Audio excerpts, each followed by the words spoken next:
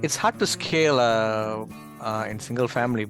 I realized that you make a lot more money in multifamily, but you have to do value add multifamily. You can't do the normal multifamily, right? If you do the normal multifamily, the cash flowing assets and where we are not increasing value, then it's better to do single family.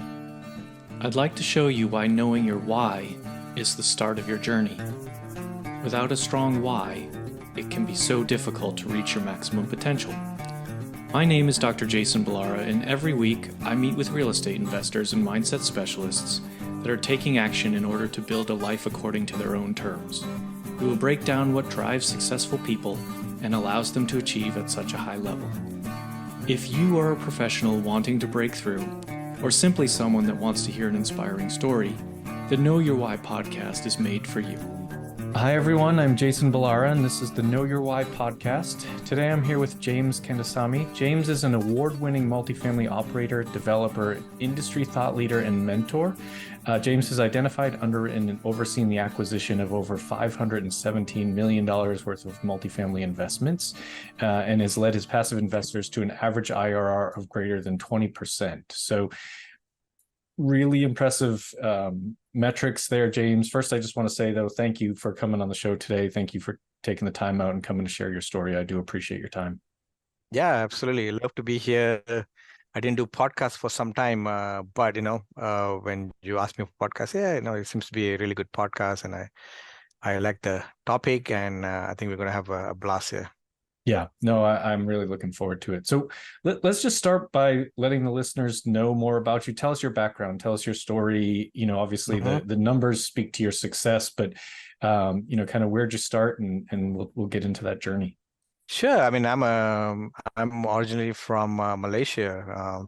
Moved to this country, immigrated here, and has been here almost 15 years.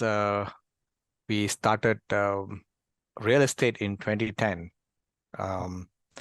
and we have been successful in our business. We started with single family houses and moved on to multifamily after 2 years in single family. And basically, yeah, I'm an electrical engineer by profession. I have an MBA and CCIM, and all that title really doesn't matter anything for me. Yeah. End of the day is how successful you are, right? I mean, you can have a lot of titles, but um, how you do your stuff, how effective you do your work, and how much you contribute to others. What's the impact you leave in this world when you leave is more important than any of this, right? So. Yeah, we started in 20. I mean, we moved here 2010. 2013 is when we started our single family. We did for 2 years. We did almost. We captured almost 400,000 of equity in 2 years in single family, and we moved on to multifamily. We started first 45 units, and then we went to 45, 120, and then after that 174, and then 300 plus, and we have been doing we have done almost 3,000 units on there. And then we are also doing another 1,000 units on ground up construction and land development as well. Yeah. I mean, so impressive. And I think the story in a lot of people that I talk to on the podcast, they start with single family. And I think that's a kind of a common place for people to get going. And then I think oftentimes, at least in general, the idea is people find that it's hard to scale. So did you feel that way? What sort of made you make that transition?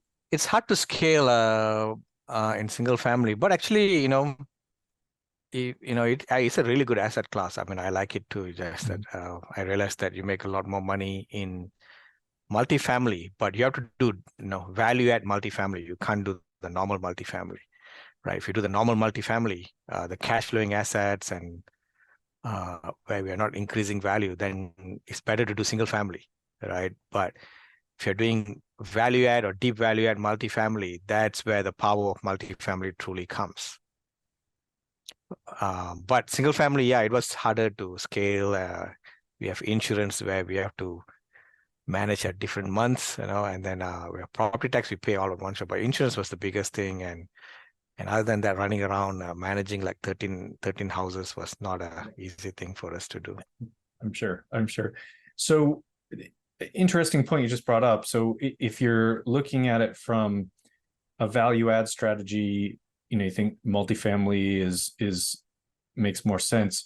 But are you so you're talking kind of from if you were looking at turnkey, that you would say that single family is actually maybe the better option for people? I'm just interested in kind of the way that you phrase that and what you're a little bit what you Sure, mean by that. absolutely. So I think it's a really good question because a lot of people, there's a lot of people out there just talk about multifamily as though it's the holy grail of real estate. Everybody have to move to multifamily. That's not true, right? So I did a lot of analysis on single family and multifamily because when I started single family and I said, well, this is awesome. I'm getting like out of 13 houses, I got 6 houses for zero down, right? So I didn't even put money, right? So my average down payment for these 13 houses was 6,000.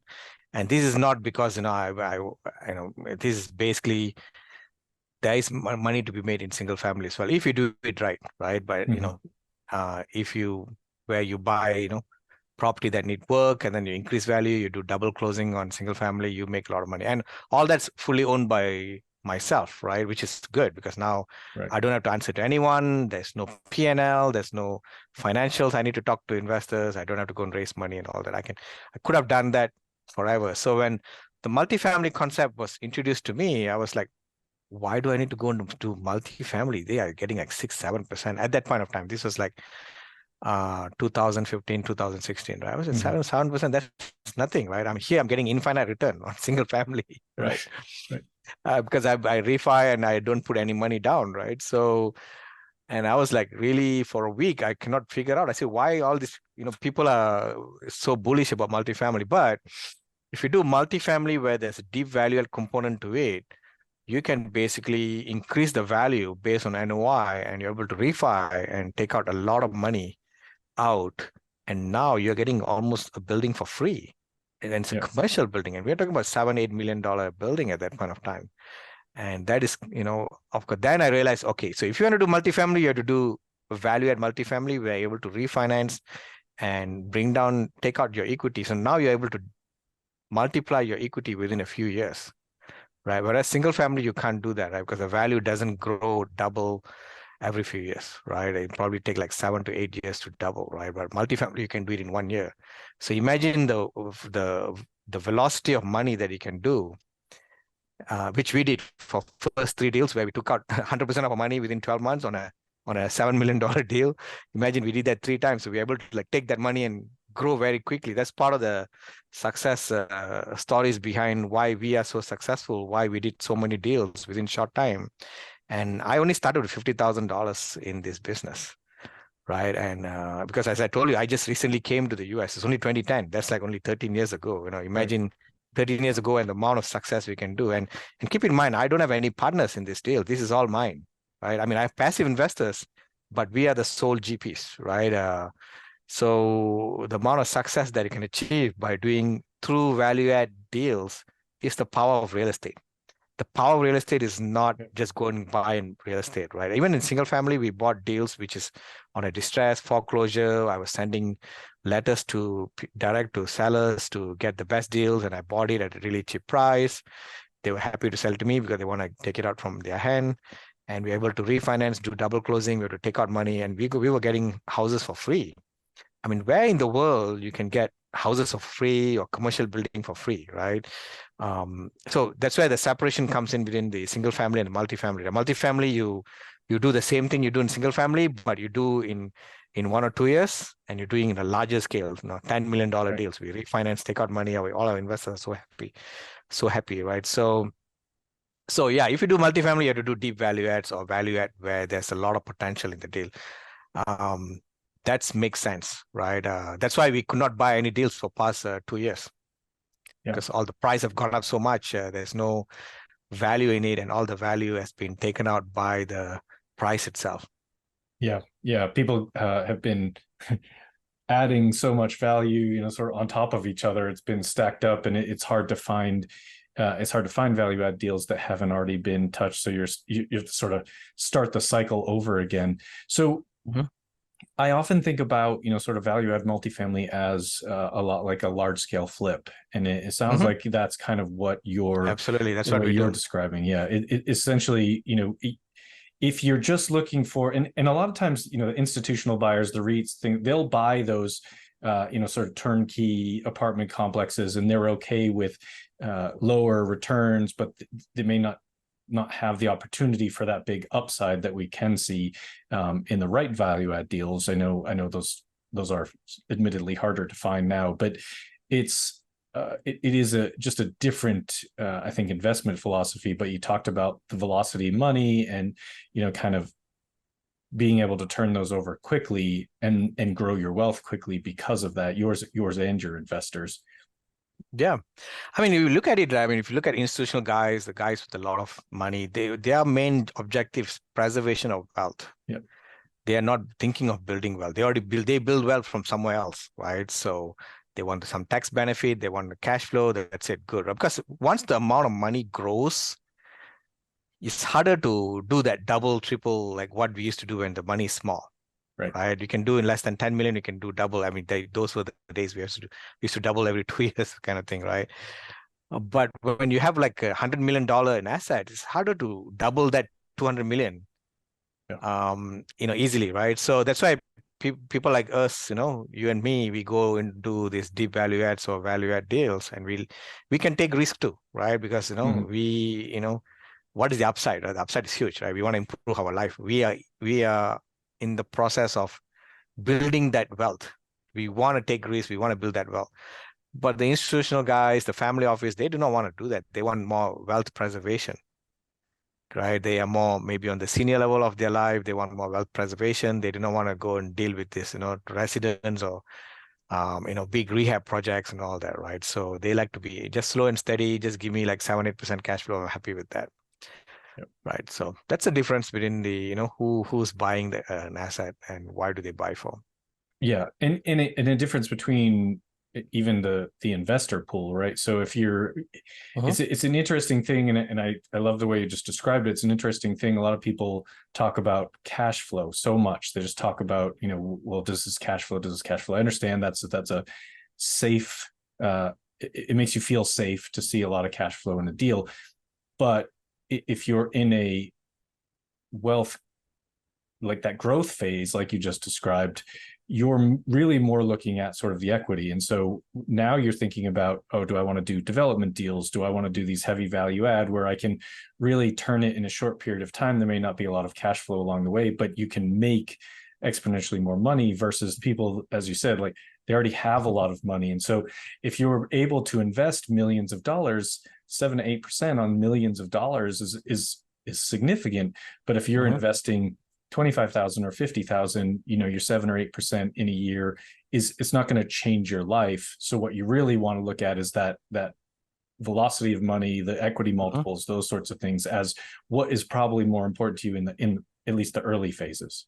Correct. Yeah. I mean, I wrote this in my book, Passive Investing in Commercial Real Estate, right? So everybody need to look at where they are in their life cycle and invest accordingly to that. I mean, cash flow is addictive. I love cash flow. I mean, on my current assets, but it has been overly publicized to be the ultimate goal of making money. It's good for people. I mean, but as I said, if you are aggressive, you want to like grow wealth very quickly, you have to do the deeper, difficult stuff, right? If you're doing easy stuff, of course, you're going to get less money, right? Because everybody doing the same thing over and over again, right? That's what Albert Einstein said, right?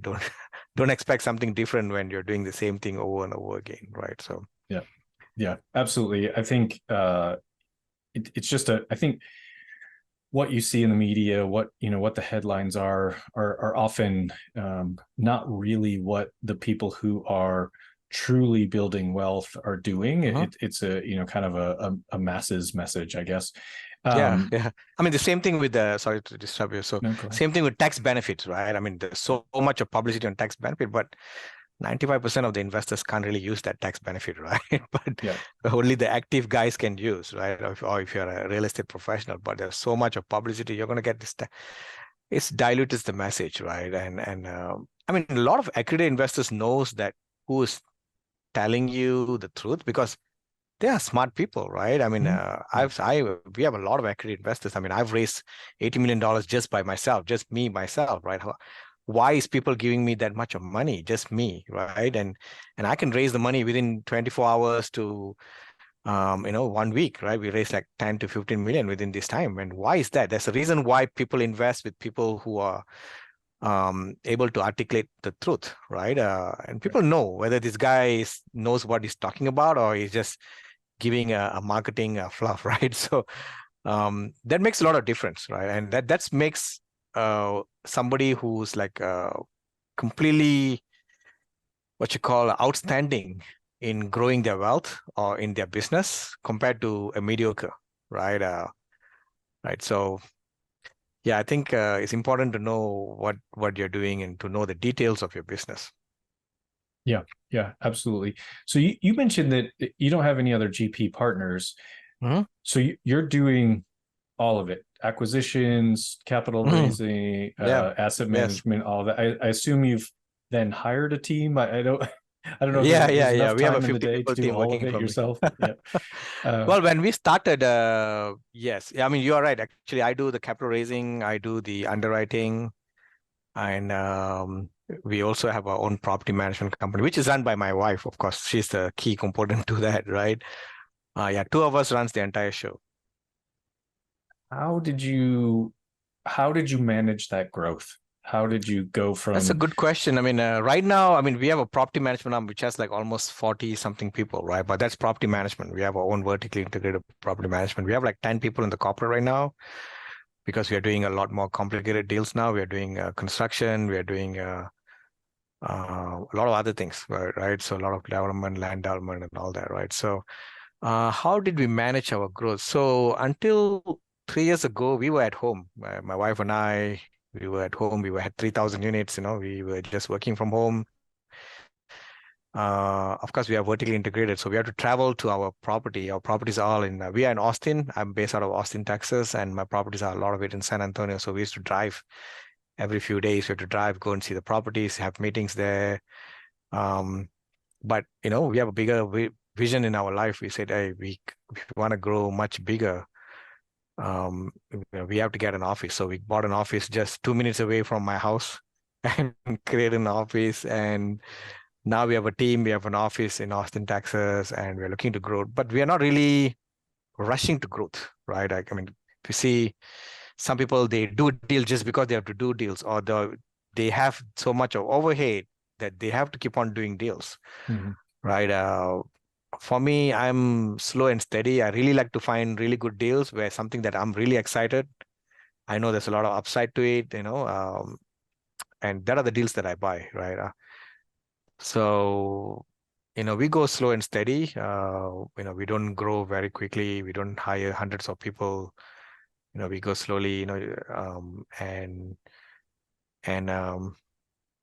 basically just know we are still in the business hands-on, right? So that's how we grow. I mean, we are still hands-on. We have quite a number of people helping us right now, but just slow and steady. Buy the right deals. Yeah. Well, and I think your point about people doing deals just because they have to do deals, right? Maybe they, in the recent growth markets, they grew fast, they hired on a bunch of people, and now there's, a lot of overhead to support. And so you get in the potential space of doing a deal because you need the fees from that deal to sort of carry the company that you just bought or built, so that you really do need to be careful about that in the growth phases, that you don't kind of get ahead of that in the instance that we do have a market downturn like we're in now, where either you have to let everybody go or you're kind of not able to be selective on your deals. And that's a extremely important right now, being selective, because of kind of what we're in this. I'd love to get your thought on this, but I feel like we're in this little bit of limbo where, sellers want 2021 prices, buyers want 2008 prices. It's probably, I think, somewhere in the middle. I don't think it's good, but how do you see that sort of shaking out? I think deal flow is picking up a little bit, at least what I'm seeing, but what do you see? How do you foresee the next maybe 12 to 18 months going? I think the I mean, there's a bid spread between what the seller's asking and what the buyer's asking. And the main thing because of that is, one is most of the loans, which is variable rate loan, was done in the past 1.5 year to 2 years, I guess. And they have usually they have another 1 more year runway, right? And if they have done the right thing, like buying a rate cap and all that, they probably be okay. But they might be sweating when the loan is gonna expire, right? So 3 years, right? That's what it is. Some people have taken 2 years, so they are in a more dangerous situation.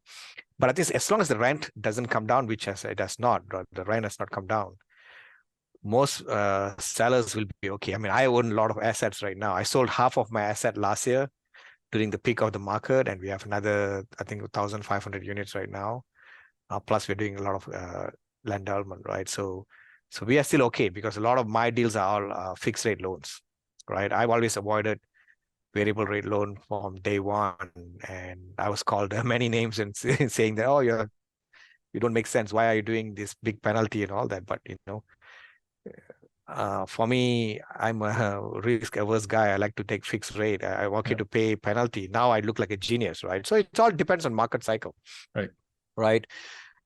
And whoever able to understand the market cycle very well wins the race end of the day, right? So coming back to your question, how it's going to be, I think deals are going to be coming. I know a lot of people under stressed. Even the rate cut happens. Today, Fed increased the rates again, and no one knows when the rate cut's going to happen. But the longer the rate is high, a lot more people are under stress because people are doing capital calls, and there's a lot of people trying to have high occupancy. The problem is a lot of residents, because their credit cards and all that is high interest rates, so they are finding it hard to pay their rent as well. So you see a lot of higher delinquency. We're already seeing that. I'm sure everybody's seeing that too. And at the same time, there's a lot of supply coming into the market this year, right? When the supply comes in, you're going to have a rent price as well. So I think the next 12 months, you're going to see a lot of deals coming under stress. But those who can go and do that kind of deals are the guys, those who can raise money. There's also a chicken and egg situation, right? Because those who can raise money are usually big players who can raise the money, and they like to buy A class. Like I would love to buy A class, right? But the opportunity would be in the B and C because they're the one under stress. So the issue would be that property will be under stress. So if you are a hands-on guy, you probably will be able to buy it at a good basis if the seller is willing to let go and you're able to turn around the operation. So I think there's going to be opportunities coming. We are trying to prepare for that. I've not even underwritten any deals for past 6 months, but I know the deal numbers. What's the T12 existing cap rate? What is the market cap rate? So we know all that. We are keeping in touch with the brokers, but we have not pulled any trigger on any deals because nothing really interesting. But I think there will be deals coming in soon in the next 6 to 12 months. Yeah, seems to be a common theme. I mean, I think there's probably those variable rates are going to be the biggest challenge for people to, especially if you don't have a rate cap. And I think probably people that don't have a rate cap thought, oh, they'll never go up that high, or they'll come right back down, or something like that. And we've just been in that sort of increasing interest rate environment now for over a year, and didn't stop today. So being able to kind of be in control of that, and I find it interesting to hear how many people don't have rate caps. We were required to have one. We only have one deal with a variable rate. We were required to have a rate cap. I'm very happy that we were. But it's it's something that we didn't even get an option, but I didn't realize the number of people that actually did have that option and didn't do it, which I understand why they wouldn't have done it. Nobody really foresaw coming what did, but at the same time, we were required. So we're safe. I mean, we basically have a fixed rate.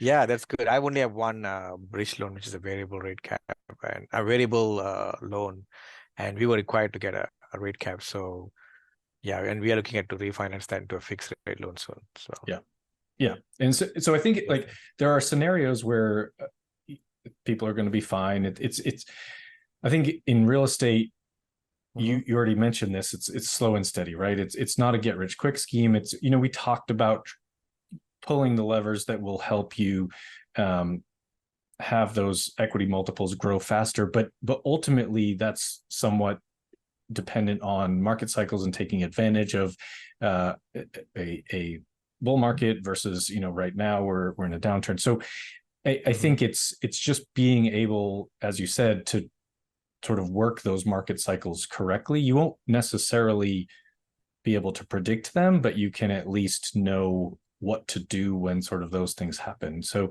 I think it's, real estate is a get rich slow game, but it's ultimately, if you just stay in it and given a long enough time horizon, you'll be good. You'll be good. It'll work itself out in the Just you have to run. try to survive, right? Survive until things become better. Yeah, exactly. Well, James, I don't want to keep you all night. Let me get to the part where I get to ask you the questions I ask every guest. First one is, what is your why? The name of the show is Know Your Why. I just like to know what every guest's kind of driving motivation is at this point in the stage of their career. So I think when I started, I mean, I used to be a W-2 employee. As I told you, I'm an electrical engineer. I used to be a senior manager in one of the largest semiconductor company in the world. And at that time, when I want to get into real estate, it's because, my kids' education, as I said, we just moved into the US, and it was a shocker for me when I found out that education is so expensive here. And I know my job at that time, I just started, and I know my job would not be able to afford my kids' education. I have 3 kids. So at that time, I came into real estate because I said I need to have another job or another income so that I can able to supply them, right? But after some time, once we make enough money, once we have enough assets, why, how do we grow? I mean, as I told you in the beginning, right? We used to work from home. We were happy. We had 3,000 units. We could retire and, not look back and all that. But there's a why on how do we make a difference in life, right? So we have our own 501c3 nonprofit foundation, which is called Achieve Cares. So we've made a goal of, sponsoring like 1 million kids in terms of education. So we have like almost 500 kids right now, all over the world. We have like 8 countries that we are sponsoring. So, and we're looking for more kids to sponsor, right? So that's our goal. And I think it's just something that you want to leave a dent in the universe when you leave, right? When you finally leave the world. And that's our goal, and that's why we are working. But at the same time, I also like doing creative stuff. Right now, we're looking at creative capital stack, creative way of doing construction. How can I optimize, NOI in a new building? We're looking at a lot of things right now, which is very, very creative. And I just love doing that. It's just so much fun doing that because you can do so. You have a lot more knowledge that a lot of people don't have. Like a lot of developers, they may not do. They may not run operation. Right, they may not have done operations, but we have the operation experience, and since we are a smaller company, we're able to do a lot of creative stuff, take some risk, and have fun with the NOI and how the design is going to come up with and all that. So that's our main why. We want to grow our 501c3 from right now 500 kids to like 1 million kids. That's fantastic, and obviously a worthy cause. How are you? So do you want to talk a little bit more about that? Because I think, if you're looking to find more kids to sponsor in different countries, what tactics are you using to identify them? And I'm sure I'm sure there's no shortage of children that need help finding education and affording education, but what do you do to kind of find them and find the right fit for your foundation? Yeah, so that's a really good question, because when I started that mission, I said, how am I going to do this? This is really hard, right? I mean, even though you find a foundation in a country, it's not easy to just go and give them money, right? Right. First of all, you do not know whether there's a fraud happening, whether they're really taking care of the kids. And second of how you are going to do it, because you need a lot of staff and you need the big foundation to service that, right? So the answer is we do not know. How are we going to do it? Right now, the way we came up to 500 kids right now is we have ambassador program. So we launch under Achieve Cares, we have ambassadors. So if you, like, for example, if Jason, of an orphanage that need support, you come to me, James, I want to be your ambassador. Just ambassador, you don't do work, you don't get paid, but you also don't do anything, right? You basically make sure that the money goes to the right organization. Sure. And make sure it's a valid organization, somebody that you know. I know the principal, I know the directors. So we try to have ambassadors. So we have like, maybe 5 ambassadors now in different countries, people that we know and know. Some of them are just from my email list, and they said, hey, I know this foundation, and are you able to help? So we do quite a number of interviews. We ask them to send pictures. And once we know they're legit, we put the trust more on the ambassadors compared to the foundation, because these are the guys that we know. And since they know the foundation, we trust them, and we give the fund to the foundation. But there's like a quarterly reporting that we need our foundation to send us a video, send us some kind of small reports, say how's the kids are doing. There are things we're trying to implement, but I also realize that I'm not very well organized in that space. I need help on that. But we're doing it slowly, right? So maybe later on I'll hire someone just specifically to manage that chief cares, managing all these different reports that's coming in, right? But once we give them money, we don't really monitor other than the reports that we get on a quarterly basis. I'm sure it's some of the larger foundations that have been around for a while. I mean, I think it becomes sort of unwieldy. You go into it with a message or an impact. You want to have an impact. Like, I want to do this great thing. And then it's interesting here to sort of talk about some of those challenges that you face, because so many people want to do good, especially I feel like those are the levels of wealth, right? When you reach that sort of top level of wealth, that's the impact level. And so now you say, I want to go out and do good. And I can imagine there's just a lot of challenges there, but also like worthwhile figuring out the answers to those challenges. So correct, yeah, I love that. I mean, keep in mind, my email list have like almost 10,000 people. So when we send that email, say that we need ambassadors, this is what we're doing, we got a response of like 13 to 15 people say that I know this, I know that, I know that. And by the end of the day, after 2 months, there's one guy, only one organization was able to be able to truly support, because the person knows the organization, they know they're legit, and they're willing to become an ambassador and help us with that. But everybody else had other problems. They were organization, but first of all, they could not accept money from foreign institution, right?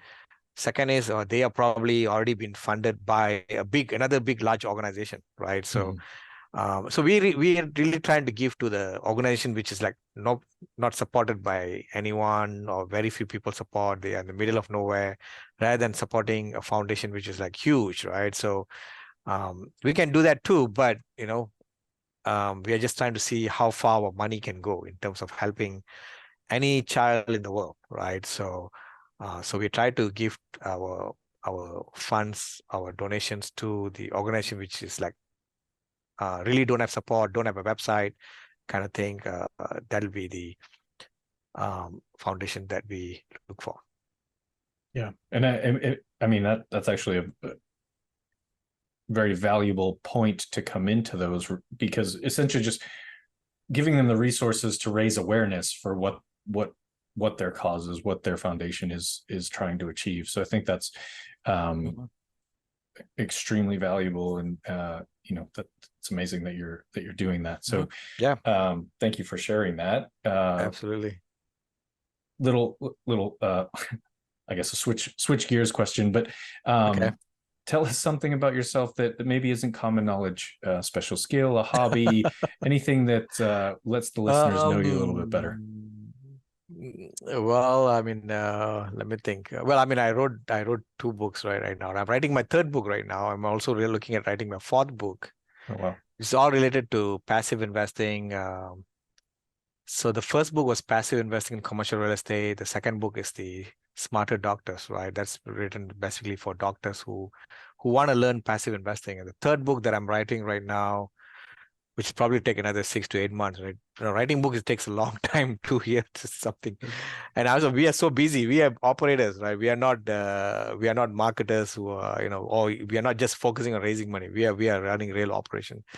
But I want to write books because I think it's a calling to share my knowledge, and I always feel in my mind, hey, I need to, how do I communicate this to them, to the broader audience, right? How do you do that, right? Either you go to a conference and talk, which is a very small audience, right? But if you write a book, people can just buy it from Amazon, right? So, but I want to put it and seal it in some book fashion, form of fashion, right? So that people can buy it as an IP and read it. So my third book is called Breakout. It basically shows how someone can start from being a passive investor to create a generational wealth, right? It's like 6 levels of life cycle that you have to go through. There's 3 breakouts where you break out from certain point to a certain point. So that's the book that I'm like 80% done right now. And my fourth book is going to be a second edition of my first book, which is going to be Advanced Passive Investing, right? I haven't named it yet, but it's going to be Advanced Trick for Passive Investors. Because usually when passive investors start, they think everything is the same. But after 2-3 years, they realize actually it's not the same. There's different structures, there's different sponsors, different scenarios, and they realize, oh, I should have known all this way ahead of time, right? Yeah. It takes like 2 years for them to make all the mistakes, and later they found out I only need to invest with a couple of guys. I don't need 10 guys. Right. Right. Yeah. No, I think so. That's my fourth book. that will be needed. I look forward to it. I love the idea of Breakout. I think that'll be I'd be excited to read that. I think that concept is extremely important because I do think a lot of us, I mean, I first invested passively and then kind of worked into becoming active, and I think it's just seeing those steps outlined for you. I think maybe at least a lot of us have that sort of vision of where we want to go, but almost have it broken down like that into definable steps, I think will be super helpful for people. Yeah, I mean, you have to go and pay some guru 20,000-30,000 and you'll get some half-baked information. And but I mean, key thing in the breakout is what is the exit plan for whoever started as passive, whoever syndication, what's the exit plan? Not many people knows what is the exit plan. People think I can keep on syndicating forever, right? But what is the exit plan? Where do you want to grow this whole skill that you have acquired? If you're a really good syndicator, right? How do you grow? So that I'm basically, that book is me talking to a few people who have been very successful, like owning billions of dollars in apartments. How did they get to that level, right? And I mean, when I say billions of dollars, I mean they own the whole thing, billions of dollars, okay? Right. And someone have told me you can never make $1 billion in real estate, right? I think it's not true. I think that's false. I think it's been done. It's been done, yeah. It's already been proven to be done, yeah. I know, but this is so hard. I mean, you have to go into private equity or capital. I mean, not capital, private equity or startup or some new startup ventures to get that $1 billion. But actually, you can do it on real estate too. But how do you get there? I mean, not to do billion, but how do you get to point where you create that generational wealth? How do you package it so that you can pass on to your next generation? And what are the methods to get there? Right. So some of the things that I outlined in that book. And also the exit plan in general. Sounds amazing. When people hear this and they want to reach out to you, what's the best way? My website, Achieve Investment Group. Achieve is like ACHIEVE, achieveinvestmentgroup.com. My email is james@achieveinvestmentgroup.com. If you want to get my first book for free, I mean, you have to pay like, I think $4.95 or $6.95 shipping. I mean, that's like $20 book in Amazon. Go to passiveinvestinginrealestate.com, passiveinvestinginrealestate.com. You can get that, the passive investing book for free there. Awesome. We'll put that in the show notes too, so people can find it easily. Final question for you, James. What is a piece of advice you would give to someone who is getting started in real estate? They're hearing your success, they're excited about your ability to have impact at this level, and they want to kind of follow in your footsteps. What would you tell them to get them started? I think real estate is a slow and steady game. Don't rush. I mean, don't look at social media and think that everybody's doing way much better than you. Right. There's so much of fake in social media. People talk about billions of AUM, and AUM is the worst misleading term that is being used out there. People say, I own 100 million AUM, 200 million. How much do they own personally, right? That's the most important thing. And if they're syndicating, how much returns are they giving to their passive investors? That's very important. These are the two factors that people don't really talk openly, right? But so don't be fooled by what you see in the social media and think that everybody's doing well. Don't have that FOMO, right? Fear of missing out. Do it slow and steady. Just learn to network with people, go to meetups, talk to people, talk to other passive investors. If you're passive investors, find out who's the best operators out there, and take it slow and steady. Yeah, I love that advice. It is, like I said, a get rich slow game. Trying to rush it is how I think you can get yourself into trouble. Yeah. Well, James, thank you so much for coming on the show, sharing your story, all this. I love it. I think the listeners are going to love it. There's so much there, especially, kind of on the impact level, that I'm really excited about. And I look forward to your new books. But thank you very much for your time. Absolutely. Nice to chat with you, Jason. And hopefully, quite a number of people get value from this podcast. Yeah, I'm sure they will. And that for those of you listening, I know you're going to love this. I know you're going to get a lot of value out of James's story. Please like, rate, and review the show so we can get more great guests like James. And thank you for listening. I'd like to show you why knowing your why is the start of your journey. Without a strong why, it can be so difficult to reach your maximum potential. My name is Dr. Jason Ballara, and every week I meet with real estate investors and mindset specialists that are taking action in order to build a life according to their own terms. We will break down what drives successful people and allows them to achieve at such a high level. If you are a professional wanting to break through, or simply someone that wants to hear an inspiring story, the Know Your Why podcast is made for you.